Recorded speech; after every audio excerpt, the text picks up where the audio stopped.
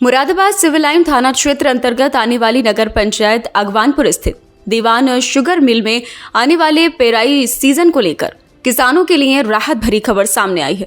दीवान sugar mill के नव नियुक्त जीएम एडमिन सुशील कुमार खोखर ने मिल का चार्ज संभालते ही किसानों को बेहतरीन सुविधाएं देने का निर्णय लिया है।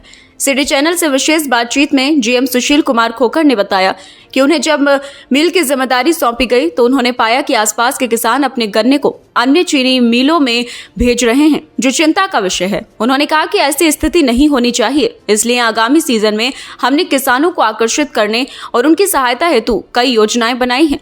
जीएम ने जानकारी दी कि इस बार किसानों की सहायता के लिए दीवान शुगर मिल द्वारा 1.5 करोड़ रुपए का अनुदान प्रदान किया गया है, जिससे किसान बिना किसी आर्थिक तंगी के अपनी खेती व बुआई कर सके। इसके साथ ही मिल प्रबंधन द्वारा गन्ना तौल, भुगतान प्रक्रिया और खेत तक सुविधा पहुंचाने के इंतजाम भी बेहतर किए जा रहे हैं। उन्होंने कहा कि किसान खुश रहेंगे तो मिल चलेगी। हम किसानों के हर सुख दुख में उनके साथ खड़े हैं। यह नई पहल निश्चित ही स्थानीय किसानों को प्रोत्साहित करेगी और दीवान शुगर मिल की छवि को मजबूत बनाएगी। मिल में अभी बहुत काम करने की गुंजाइश है। मिल की क्षमता बड़ी हो गई है, गन्ने की अधिक आवश्यकता है। गन्ना पिछले 2 सालों में अपेक्षा के अनुरूप उपलब्ध नहीं हुआ, तो मिल लगातार नुकसान में रही, तो जिम्मेदारी बहुत बड़ी है। चीनी मिल को ज़्यादा से ज़्यादा गन्ना दिलवाया जाए, समय से क्रश किया जाए, किसानों को समय से गन्ने का भुगतान दिलवाया जाए और चीनी मिल को लाभ की स्थिति में पहुँचाया जाए। तो ये सारे काम मुझे ही देखने हैं।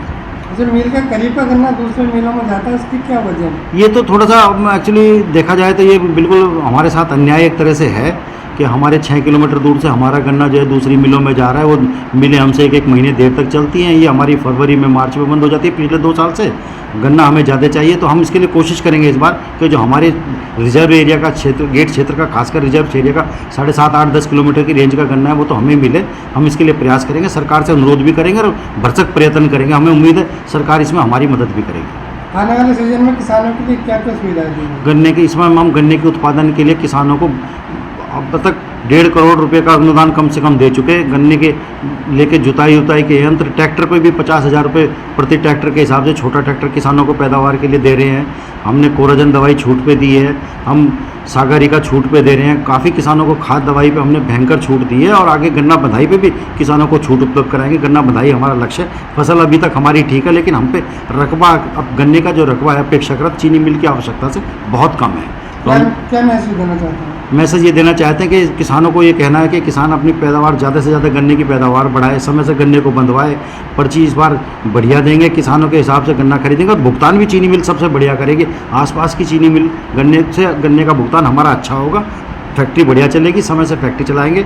शायद 8, 10 या नवंबर के आसपास फैक्ट्री चलेगी और बढ़िया समय से गन्ना पेर लेंगे। किसानों से अनुरोध है अपने गन्ने की पैदावार बढ़ाएं, ज़्यादा से ज़्यादा पैदावार, गन्ने की बंधाई करें और बढ़िया बीज लगाएं। कुछ क्षेत्र में पता लगा है कुछ अनुपयुक्त प्रजाति के बीज भी लगे, उनको अगले सालों में हतोत्साहित करके उन्नत प्रजाति के बीज भी जाएंगे, अच्छे बीज भी दे जाएंगे और अच्छी पैदावार लेंगे। किसानों की उन्नति के साथ ही चीनी मिल की उन्नति है। और ये भी बात है, चीनी मिल और किसान एक दूसरे के पूरक हैं।